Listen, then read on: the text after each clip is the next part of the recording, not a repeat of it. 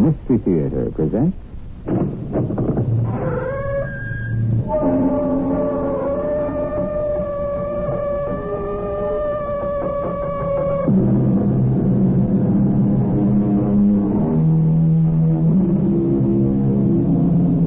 Come in. Welcome. I'm E.G. Marshall. The sun, we are told, shines on the good and the evil alike. And the rain falls on the unjust as well as the just. Rain and sun, water and light. Without them, nothing can grow in the garden of life. And so it all comes down to this. Since we may nurture the flowers of good or the blossoms of evil, which shall we choose to cultivate? I must say, you take this rather calmly. Shouldn't I? Well, you've just been informed that you've been reduced to poverty. That's merely a temporary condition. Oh, then you do have other assets. I have one other asset. And may I ask what that is? Certainly. It's you. Me? Yes, you. Between us, we shall conquer the world.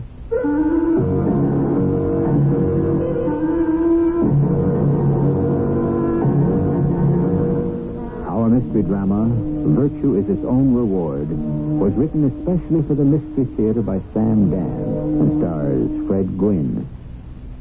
It is sponsored in part by Contact, the 12-hour cold capsule. I'll be back shortly with Act One.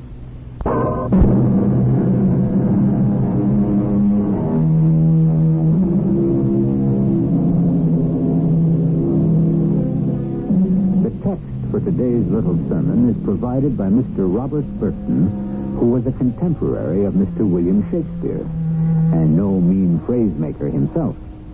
Mr. Burton polished off a series of little gems that included penny wise, pound foolish, and birds of a feather flocked together, which should prove he was a gentleman of great wisdom and deep perception.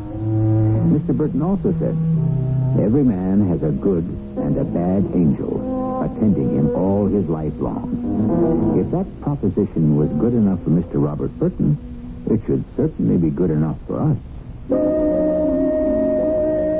Is that a fact?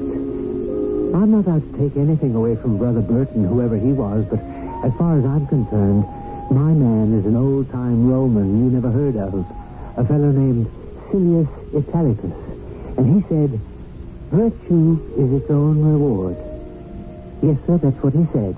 And I happen to be stuck with it. Now, I suppose you will want to know who I am. Well, we'll get to that shortly. The fact is, you really can't appreciate me until you meet my client, Mr. Junius K. Barley. And where is he now? In his office and up to his old tricks again. Yes? Who? Ah, yes, Miss Minzer. Miss Minzer, after he's in here a couple of 3 minutes, ring my phone, will you? What for? What do you care what for? Just ring the phone. I don't pay you to ask questions, just to follow instructions. Now, send him in. Women. Ah, Mr. Lamb. Oh, see here, Mr. Junius K. Barley. Won't you have a chair? To what do I owe the honor of this visit? I have a bill here. Yes, that does look like a bill. It's for water. Do you question the accuracy of the bill, Mr. Lamb? Oh, I question the legitimacy. Why do I have to pay for water? Well, that should be obvious. You're using it. You can't send me a bill for using my own water. You are 100% correct. While I cannot send you a bill for using your own water, I am entitled to charge you for using mine. Yours?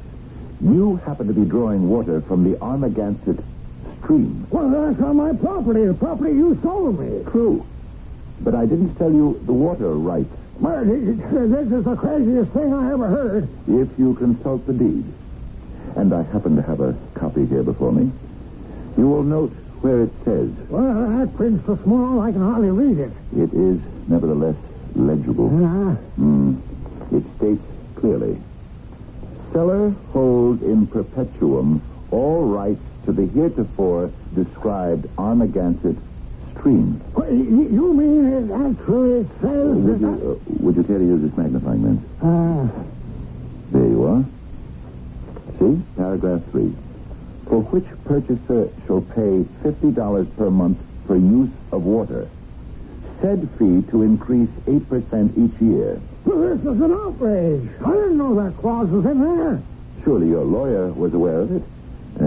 My good Mr. Lamb, we have an agreement, you and I. You're a crook. And never, under any circumstances or conditions, will I do business with you again. Excuse me. Yes, who? Oh, put him on.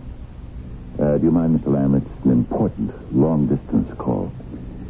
Yes, Mr. Roulette. Yes, indeed.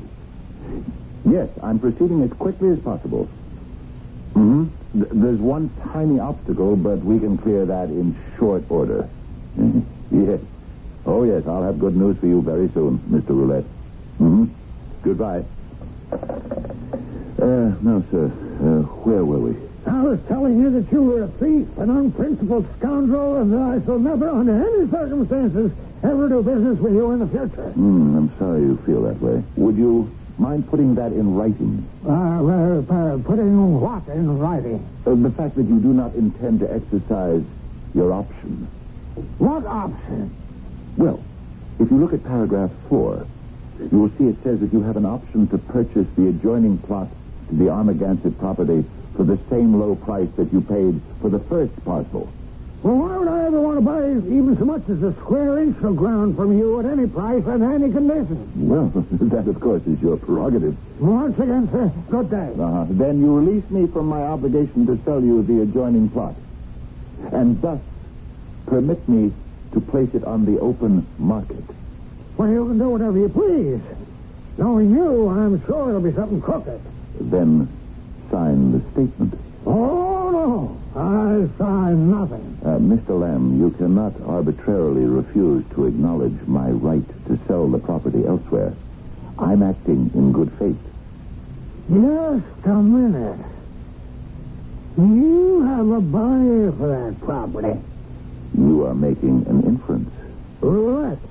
J. Babington Roulette. He was on the telephone just now. Was he? He's putting up hotels with gambling casinos. Is that a fact? The other half of the Armagansett parcel. What a perfect place for a resort hotel. Do you really think so? Just this once you may have outsmarted yourself. In what way? With that option clause. You thought it was all worthless acreage. I may have. Now you have to let me have it for $10,000. That's what it says. I insist on exercising that option. Oh? Are you sure? Absolutely. That land has to be worth at least $250,000 to Roulette. How you'd love to have clear, unobstructed rights to the land so that you could sell it to him yourself. This time I've got you. I'll make the fortune. Mr. Roulette will have to buy that land from me, and at my price. Am I to understand that you wish to exercise your option? Have the papers drawn up.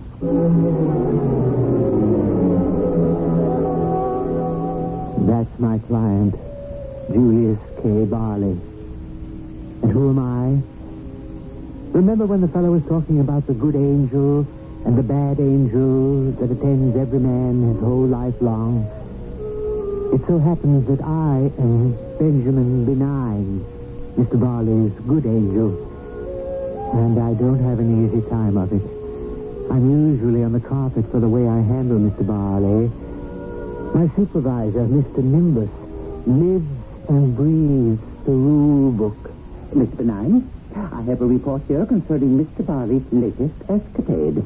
Well, Mr. Nimbus, it isn't exactly an evil deed. No one forced Mr. Lamb to buy that second parcel of land. Mr. Barley implied there was an eager buyer for the property. Mr. Barley never said so directly. Mr. Lamb chose to make the inference. The fact is, you cannot cheat an honest man. But the fact is, Mr. Barley cheated Mr. Lamb on the first transaction. All the conditions were spelled out in the agreement. In small print. But it wasn't illegal. It was done with the intention to cheat. What have you been doing to keep Mr. Barley honest, upright, virtuous? I've been trying very hard. He goes from bad to worse. I suppose I'll just have to try harder. I wonder if you're qualified to handle this assignment. I never lost a client yet. That's true. Yes, that's a fact.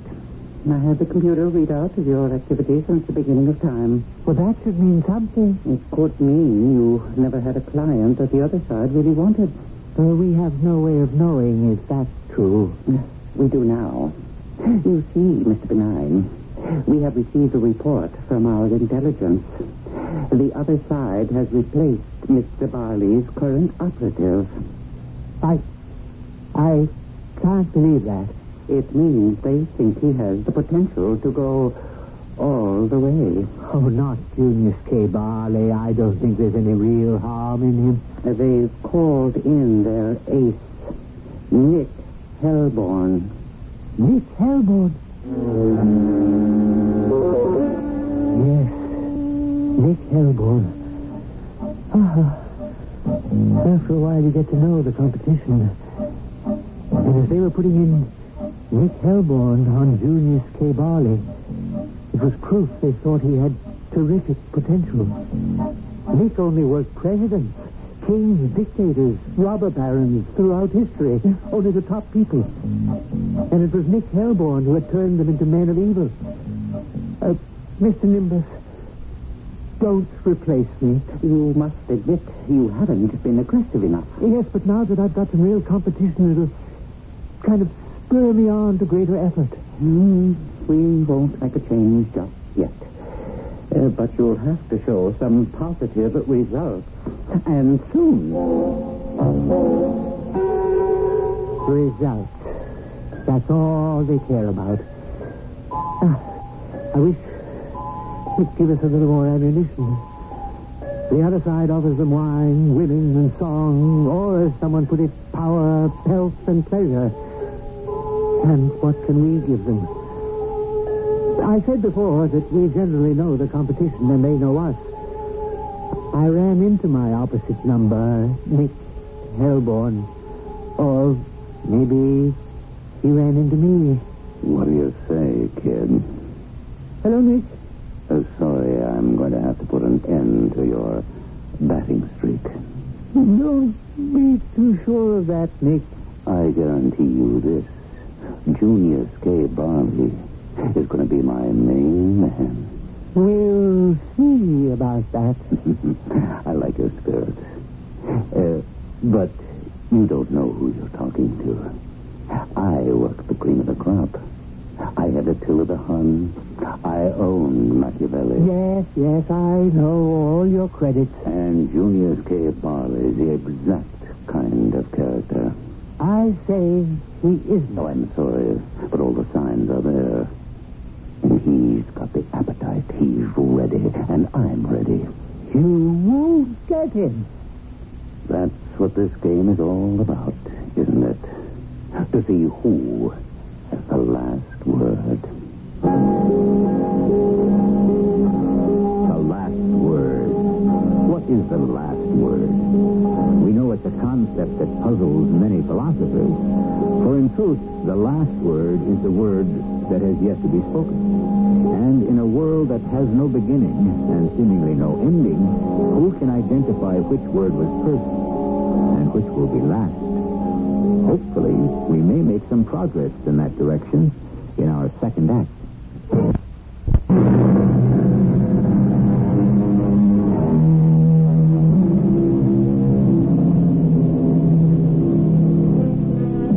So it gets down to this.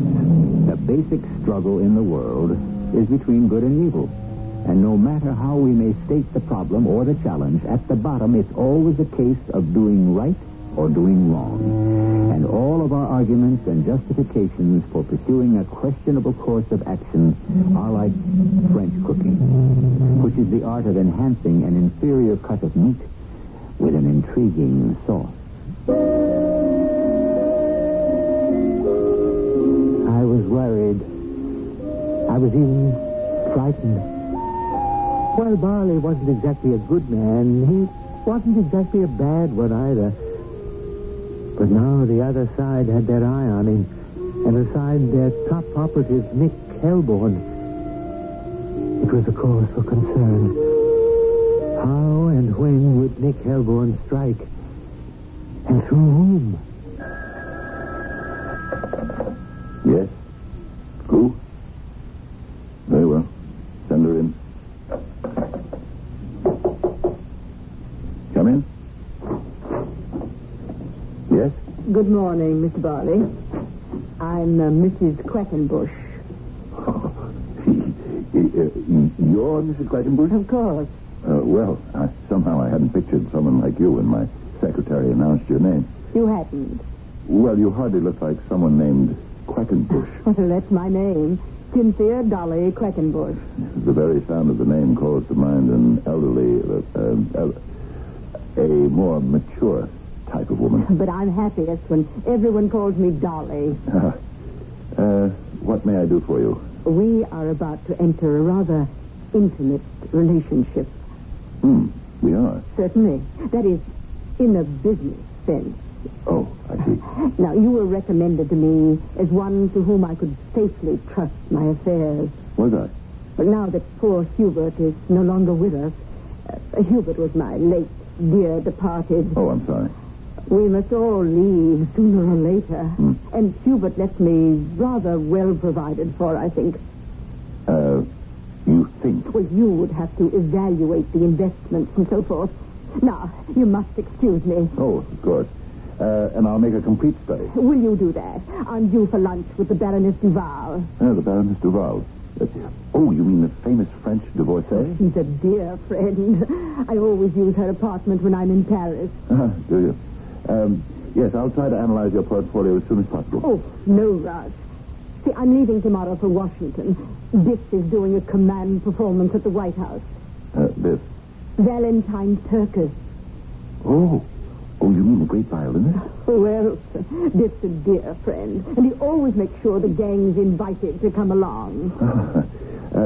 When do you think you'll be back in town? Oh, well, that's hard to say.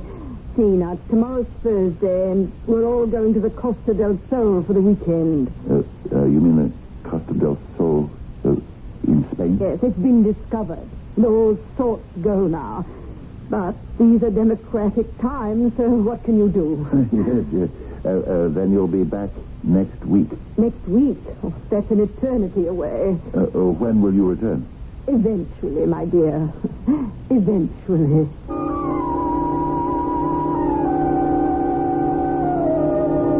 That was Nick Helborn's opening gun. And what a gun, eh? Dolly sparkled with delight and glowed with promise. And every word she said touched the nerve. She was raising the curtain on a new, fantastic world for Junius K. Barley. And what did I have to fight her with? Whom did I have to fight her with? Supper's almost ready, Junius. Yeah. Oh, I'm sorry I didn't get home till late. Oh, it's all right. Oh, I had such an exciting day at the school. Did you? I finally think I've been able to reach the Everett boy. Mm-hmm. Little Artie Everett, I do believe he'll be able to read any day now. Mm-hmm. Did you have an interesting day? Routine. Oh, poor Junius. Darling, what kind of life is it? You just handle pieces of paper. You forget many of those pieces of paper are money. And the object is to make each of them create more pieces of paper. Mm-hmm. If you can do it. You can do it. You can do it very well. Actually, what? Actually, there are those people who say you can do it too well. Now, look here, Ruth. Everything I've ever done is legitimate and above board. Oh, I'm sure of that. Business is a battle of wits. The idea is to get all you can from the other fellow, because he's out to get all he can from you. And if a fellow isn't as smart or as clever as you are... Or as ruthless? Yes, ruthless. That's part of it. But where can it lead? To success. Oh, is it any fun? Fun? It's only just dead pieces of paper. There's no warmth, no human touch. Oh, darling, I'll tell you what let's do tonight. Ruthie, I'm really tired. Why don't we go to the community house? What for? I could teach the girls swimming, and you could coach some boys basketball. Why don't we do that some other time? Well, everybody has to try to help out in this world. Yeah, sure. Later. Did you bring home the evening paper? I see it. Junius, please listen to me. I'm listening. Well, I feel that we were put here to... Darling, I don't want to sound preachy, but there's so much to be done. And you know something? People like you and me, we have to do it. Are you listening? Yeah. Of course. Do you know why? Because we're lucky. We're fairly young, strong. You make good money. Maybe you think sometimes it's not enough, but what is enough? Will you look at this? The Baroness Duval. Who? Here's her picture. What am I doing in America? That's what she's saying to the reporter. I have come here to have lunch with a friend. And? And that's it. You mean she flies here from Paris just to have lunch? Why not? She can afford it. Can she? Oh, I'm sure she has plenty of money. Oh, I'm sure her pocketbook can afford it, but can her conscience? Oh, what are you talking about? Well, to spend thousands of dollars on some trivial foolishness. Oh, well, maybe it's not so trivial or unimportant to her. Well, she could do so many better things with her money. You just said the magic word. Her. It's her money. And she can spend it any way she pleases. She has that right. She does? She stood there, just looking at him. It was an old argument, and she never got the better of it. But what other ammunition could I give her? Like I said, the opposition has all the big guns. Ruthie wasn't tall and willowy like Dolly, nor did she have long, lustrous black hair or gleaming red lips, nor was she full-bodied, and yet gracefully slender like Dolly. Dolly was definitely going to be my problem. Well, Mr. Benign, we have just become aware of Dolly. I know all about Dolly. And what are you doing about her? There's only one thing I can do within the restrictions placed upon us. Yes? I can only strengthen Mrs. Ruth Varley. Strengthen? I can only make her as attractive as possible. No paint and powder in this or any other world could hope to make Ruthie Varley as attractive as Dolly. We can only hope for the best. I think I'd better call in your replacement. Why? Perhaps he could try some other tactic. Such as? Well, Mr. Nimbus, you know as well as I do that there simply isn't any other tactic. All we're allowed is the one tactic, the single method. And if it doesn't work, we're finished. We lose another one. Oh, I prayed we would be able to keep Julius K. Barley. Oh, I'll admit I was being selfish. I was thinking of my own record. But it was more for his sake than mine. It wouldn't have been all so bad if I didn't keep running into Nick Hellborn. Kid, I'm disappointed. About what? Oh, I expected more of a tussle, if you know what I mean. It's all too easy. You think so? You don't have Junius K. Barley yet. I've got him all wrapped in a package and tied with a bow. I could remind you not to count your chickens. You could. I could also tell you that you can't sell the skin of a bear that's still in the woods. And you know what I can tell you, kiddo? Anytime a guy starts spouting proverbs, it's a sign he's whistling in the graveyard. Oh, by the way, don't forget to tune in the TV tonight, TV? What TV? Then I remembered the concert, the command performance, and she would be there. Dolly would be there. And, of course, Junius would be watching on his TV. I could see from the way the camera was pointing that just past the soloist, you could most of the time see this absolutely fantastic-looking woman. And I could picture Junius staring at her.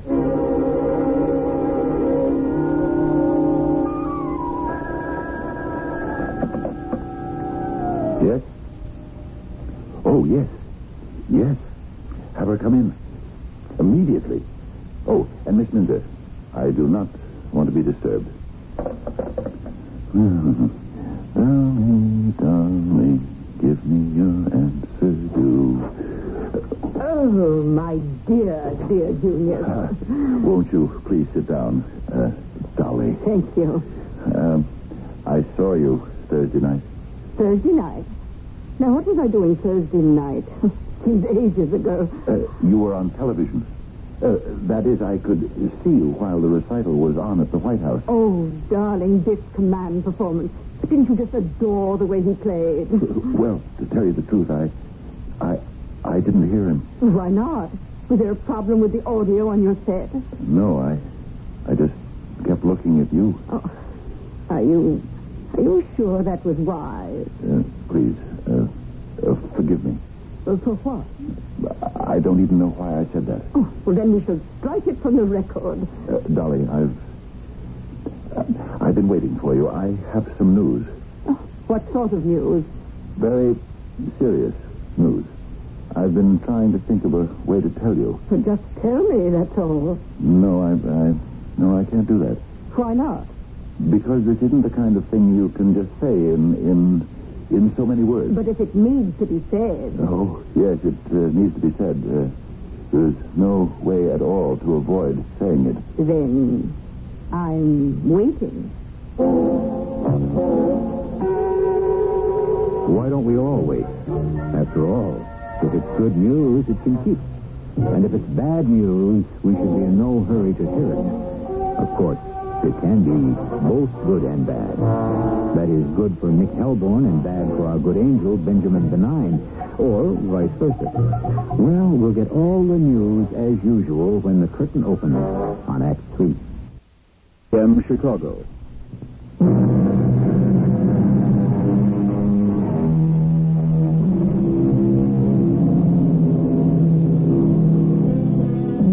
Beauty, it is said, is its own reason for being, which means that beauty is entitled to special consideration. Beauty is always being preserved and protected. A beautiful lady in distress is always sure to draw a crowd, which proves beyond all doubt that if you have a choice of being beautiful or homely, you shouldn't hesitate for one moment. Right now, watch a beautiful lady go to work. Dolly, I have examined all of the papers that you left with me. Oh. The documents that comprise your late husband's estate. Yes. The stocks, the bonds, the various securities, and so forth. And? Well, this is what I find so difficult to say. But sooner or later you will have to say it. Yes. Then say it now. Very well. Your husband left you no estate. I beg your pardon. I said your husband left you no estate. Oh, but that's impossible. I gave you that portfolio. I am aware of it. Then how can you say he left me no estate? All the stocks, all the bonds, all the securities are worthless. I don't believe that. I'm truly sorry. Oh, it can't be. You own hundreds of thousands of dollars worth of bonds from the Triple Square Corporation. It's a moribund company. But I don't understand. Nothing there could be worth anything. A silver mine abandoned years ago. Played out. One company after another dead or ready to die. Your husband left you all this. Well, he speculated. There would be wild swings. One day he'd be up, and one day he'd be down. Unfortunately, I suppose he died on a down day. Well, I must say that you're taking this rather calmly. Shouldn't I? We've just been informed that you've been reduced to poverty. I could never be poor. You couldn't? I have too many friends. Well, the terrible truth is that valid friendships are only possible among equals, and, Dolly, you're no longer equal to your friends, financially. Oh, that's merely a temporary condition. Ah, then you have other assets. Oh, yes, of course. Well, I'm relieved to hear that. I have one other asset at this time. And what is that? You should say, who? And I would answer, you. Me? Of course. I'm not sure I understand. Don't you? Come here. I'm sure I can explain it. Dolly, Come with me, Junius. Where? Anywhere. Everywhere. Do you want to spend the rest of your life in this suffocating little law office? Pulling little deals here and there? Well, but how You can have a nice little home and a nice little wife and a nice little life. Is that what you want? You're bored. That's why you fleece little suckers like Mr. Lamb. How do you know that I... Come out into the world, Junius, and meet some big suckers. What are you saying? You belong out there with me. I have the contacts. Whom do you want to meet? All the doors are open to me. Let me take you inside. Inside where? You belong up there with me. With you? We belong together. But I'm married now. Oh, it's just as easy to get yourself unmarried. You mean divorce Ruthie? Do you love her? Well, I hadn't thought about it lately. That's what I mean. You should be thinking about her day and night. I could make you think about me day and night. Well, but I... Oh, I understand. You did love her at first. After all, that's why you married her. But do you still find her as interesting, as stimulating, as exciting? Look at me and answer that. Do you want to spend the rest of your life with plain little Ruthie? He was slipping through my fingers. I was getting panicky. I had never lost a client before, but this one was going. Just about gone. They wanted Junius K. Barley. They wanted him so badly they were pulling out all the stops.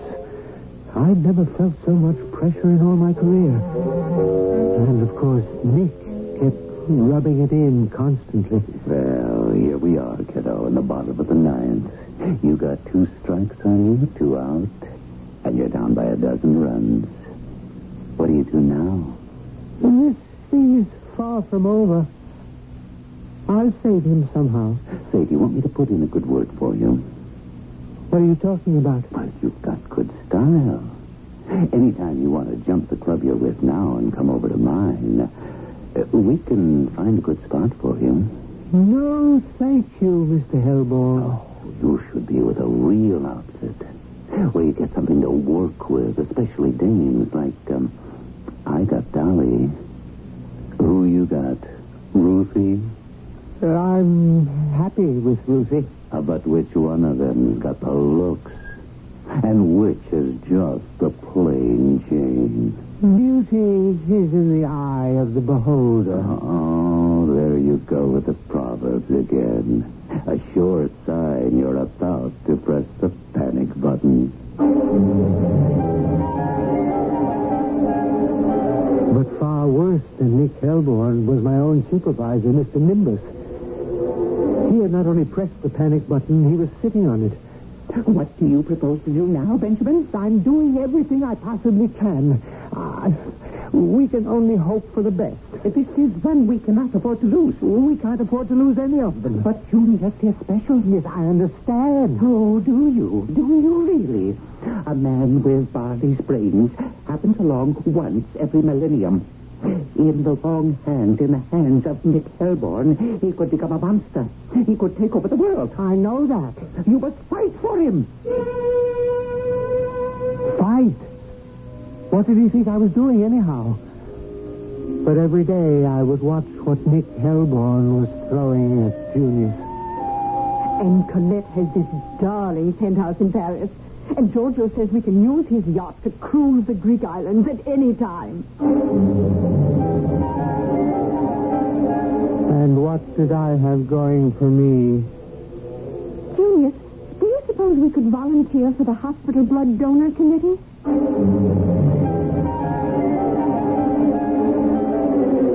There's no question that Nick had Dolly casting her spell.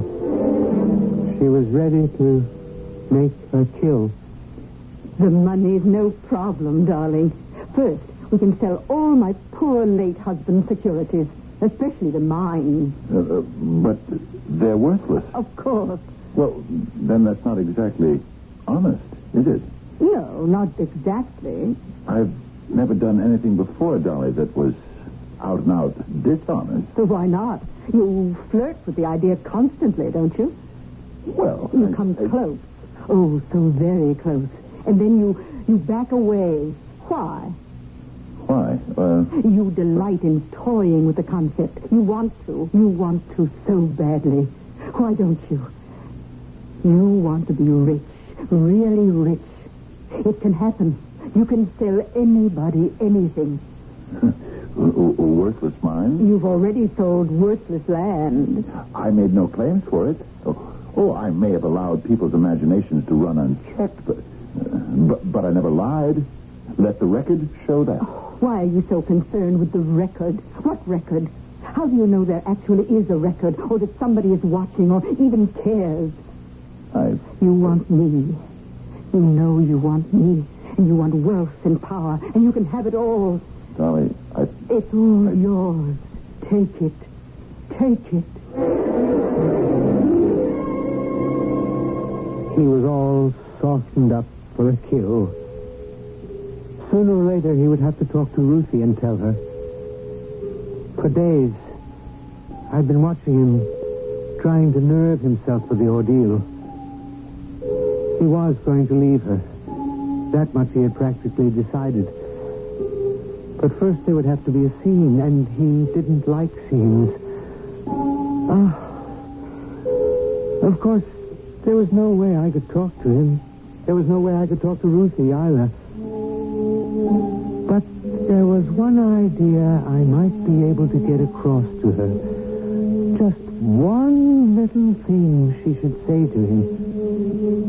It might tip the balance. You're home early. Yes, Ruthie, I wanted to talk to you. I know. Well, what do you know? I guess I know everything. Well, what does that mean? Well, it means you want to leave me. Why do you say that? It's true, isn't it? Who told you? You told me. Now, wait a minute. When did I tell you? Oh, not in words. I could tell by the way you react to me. Ruthie, There is another woman, isn't there? Yes. I suppose she has a lot to offer. She does, doesn't she? Yes. Yes, Ruthie. She's very beautiful, isn't she? Oh, yes. And very rich.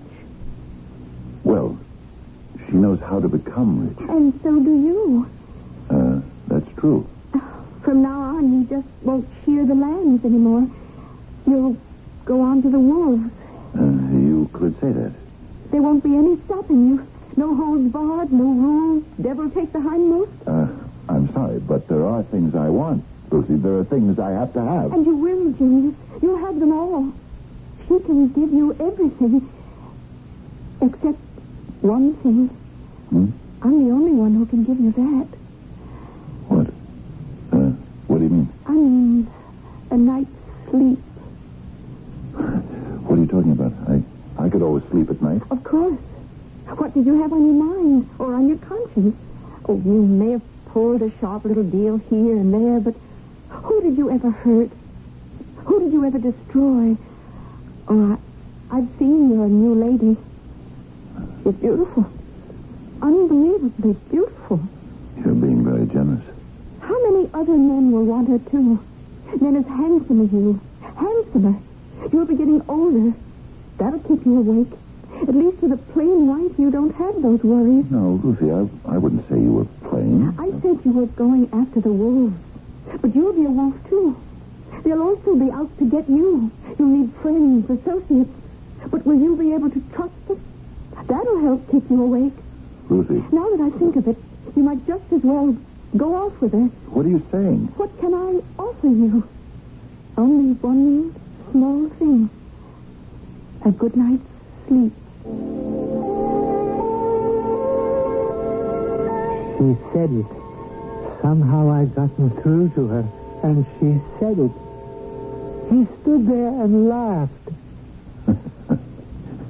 Ruthie, can you forget what I said and forgive me? I'll forgive you, but I'll never forget it. And that's the way it ended. I preserved my record. Mr. Nimbus no longer nibbles on his fingernails when he thinks of Junius K. Barley. And even old Nick Helborn had a compliment for me. Well, kid, you did a great job. But tomorrow's another day. And so it is. As they used to say, another day, another dollar. But that was way back when $1 a day was a handsome wage indeed. But while tomorrow will always be another day, yet in some ways, it will be the same day as today. In one way or another, it will present us with the same problems, the same challenges, the same opportunities.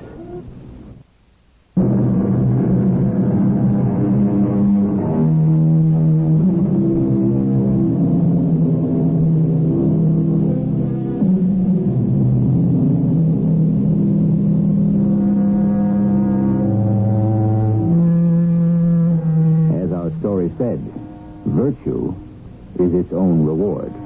And if you examine it closely, what other reward could there possibly be? For if virtue could be bought or sold, why then it simply wouldn't be virtue.